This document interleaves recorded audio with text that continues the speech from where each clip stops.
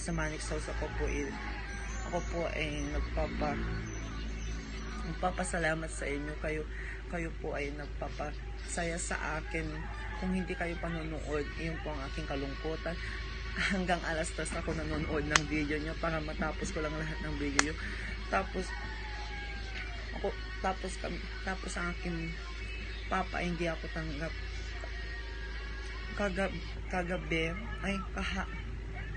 Last week, lasing siya, tapos napagalitan ko sa, nang silbi mo, bakla ka, tapos ganito, maglalaki ka na, tapos gano'n siya. Parang may pakita ko naman yung damdamin ko na kaya kong ipaglaban ang sarili ko. At kami po ay hindi po naman mahirap, yung katamtaman lang po talaga.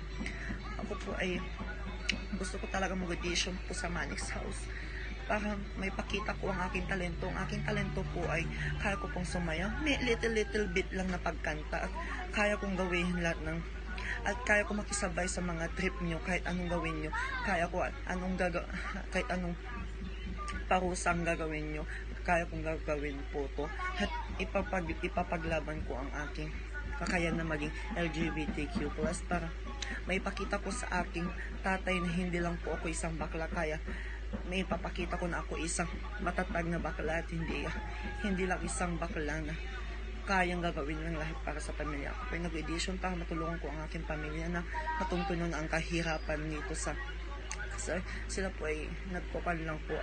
Aking tatay po ay vulcanizing, si nanay nagbebenta ng gulay. Ako naman po dito tumutulong sa kanila para